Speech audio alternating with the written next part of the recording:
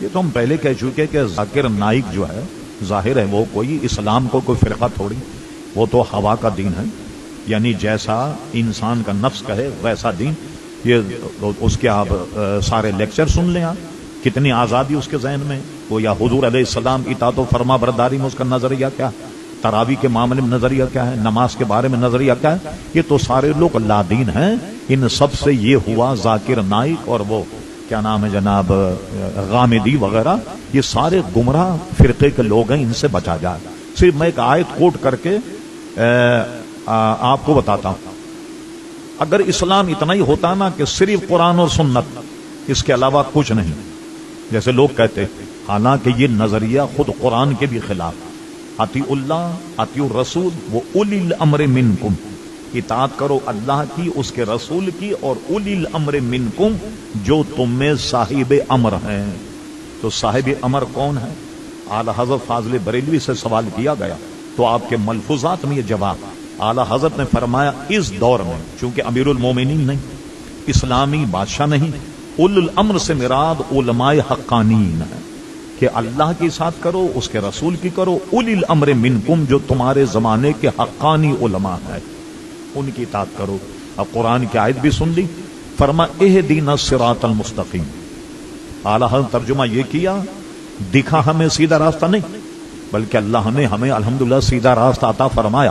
ترجمہ یہ کیا، چلا ہمیں سیدھا راستہ۔ کیا مطلب ہوا کہ اللہ تعالیٰ اپنے کرم سے تو نے سیدھا راستہ تو عطا فرما دیا، اب اس میں ہمیشگی عطا فرما، ہمیشہ اس راستے پر چلا۔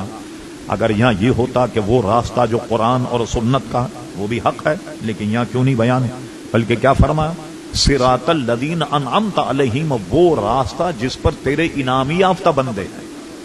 اب دیکھیے آپ، اب پوری سیریز بتا دی اللہ تعالیٰ نے، انعامی یافتہ بندے کون ہیں؟ امام اعظم ہے، حضرت غوث اعظم ہے، حضرت سرکار نقشبند ہیں، سرکار سہروردی ہیں، خواجہ غریب نواز ہیں، داتا گنج علی حجویری۔ بھئی یہ کوئی انکار کر سکتا ہے یہ انعامی یافتہ بندے نہیں؟ اور سارے انعامی یافتہ بندوں کا مذہب دیکھیے کیا ہے، سب کا مذہب دیکھیے۔ داتا گنج علی حجویری نے اپنی کتاب کشف المعانی بڑے ٹھوک بجا کر کے بیان کیا کہ میں حنفی ہوں، حنفی مذہب پر نماز پڑھتا ہوں، حنفی۔ خواجہ غریب نواز کون تھے؟ حنفی تھے۔ جتنے بڑے بڑے علماء گزرے حنفی تھے اور امام کے مقلد۔ حضور غوث اعظم غیر مقلد نہیں، حضور غوث اعظم امام احمد ابن حنبل کے مقلد تھے، تو غیر مقلد تو ان میں کون نہیں، کوئی بھی نہیں تھا۔ تو اب کیا فرمایا کہ ان بندوں کا راستہ جس پر تو نے انعام کیا۔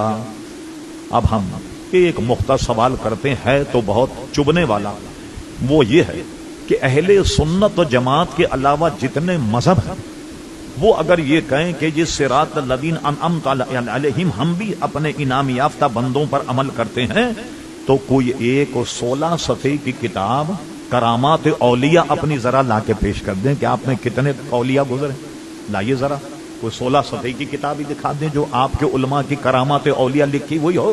اور ہمارے اولیاء کی کتابیں تو آپ پڑھتے پڑھتے تھک جائیں گے، زندگی ختم ہو جائے گی، کتابیں ختم نہیں ہوں۔ اتنی کتابیں الحمدللہ اللہ کے نیک بندوں سے متعلق، اس لیے اعلیٰ حضرت نے اس کا ترجمہ بہت شاندار کیا، فرما تیرے غلاموں کا نقش قدم ہے راہ خدا۔ وہ راہ خدا ہے کیا؟ صراط مستقیم ہے کیا؟ فرما تیرے غلاموں کا نقش قدم ہے راہ خدا، وہ کیا بہک سکے جو یہ سراغ لے کے چلے۔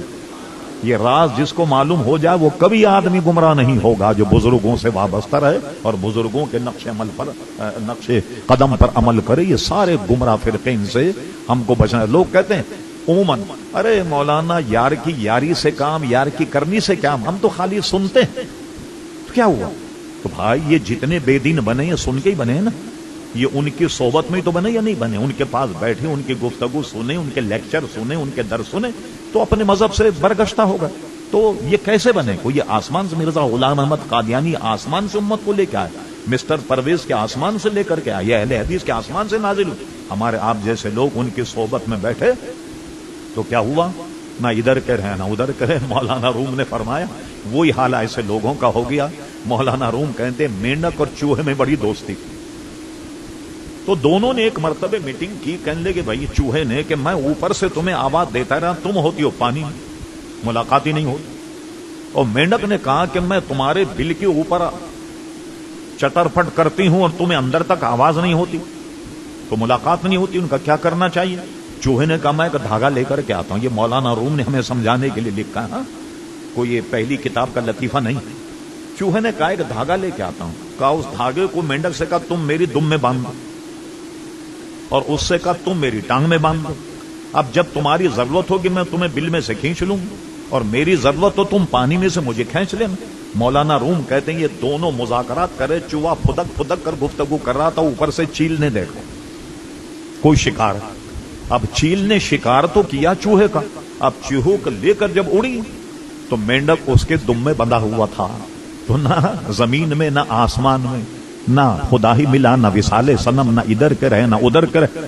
جن لوگوں نے دیکھا کہا کیا چیل مینڈک کا شکار کرتی؟ انہوں نے کہا نہیں, شکار تو چیل نے چوہے کا کیا تھا, اس کمبخت کے دم میں مینڈک بندھا ہوا تھا, اس لیے وہ نہ ادھر کا رہا نہ ادھر کا. خدا کے لیے اپنے آپ کو بچائیے اور کسی ایک طرف ہو کر ان کی گفتگو نہیں سنی جائے. مثلا اعلی حضرت ملفوظات میں محمد ابن سیرین تابعی اور تعبیر کا علم بہت زیادہ رکھتے تھے. ہم نے گزشتہ نشستوں میں یہ کہا, امام ابن سیرین کو ایک بے دین قاری نے کہا کہ مجھ سے آپ ایک رکو سن لیں. فرمایا نہیں. کہا چلیے ایک دو آیتیں مجھ سے سن لیں قرآن مجید. فرمایا نہیں, میں تم سے نہیں سنوں گا. کسی نے پوچھا حضرت تو قرآن پڑھ رہا تھا, تو قرآن کے سننے میں کیا حرج ہے؟ فرمایا میں اس کا قرآن سنتا, اس کی آواز اس کی لے سے اگر متاثر ہوتا تو میرے دین کا کیا بنتا. تو امام ابن سیرین نے تو بدمذہب بے دین سے قرآن کی قرات بھی نہیں سنی. اس لیے ہم سب کو بچنا چاہیے. جو کہتے ہیں یار کی یاری سے کام, یار کی کرنی سے کیا کام نہیں, یہ بہت خطرناک چیز ہے. اور کل قیامت میں سوال ہوگا یہ, اور یہ حدیثوں میں مسلم شریف میں بھی حدیث موجود ہے. رب کریم فرمائے گا کہ تم نے کبھی میرے خاطر کسی سے محبت کی؟ آج تو محبت کرتے ہیں نا دولت کی, پیسے کی, اس کی محبت ہے نا آج کل. آپ کسی سے محبت یہ کریں کہ یہ ہمارا سنی بھائی, یہ دیندار آدمی, اس سے محبت کریں, یہ محبت کل قیامت میں کام آئے. اور کسی سے دشمنی اس لیے کریں کہ آپ کو چہرہ اس کا پسند نہیں, یا کچھ آپ کو اس نے نقصان پہنچا دیا دنیاوی, تو اس سے نہیں. بلوایا کہ کسی سے محبت رکھو تو اللہ اس کے رسول, کسی سے بغض رکھو تو اللہ اس کے رسول کے لیے. کل پوچھا جائے گا کہ تم نے اللہ اس کے رسول کی خاطر کسی سے محبت کی؟ اگر محبت کی تو اس کی جزا ملے گی. اور یہ بھی پوچھا جائے گا اللہ اس کے رسول کسی سے بغض رکھا تم نے یا نہیں, یہ اپنے سینے سے لگایا. تو اگر تم نے بغض نہیں رکھا تو کل اس کی بھی آپ کو باس پرس ہوگی. اس لیے ایسے لوگوں کی صحبت میں بیٹھنے سے, ایسے لوگوں کے لیکچر سے تمام مسلمانوں کو پرہیز کرنا چاہیے.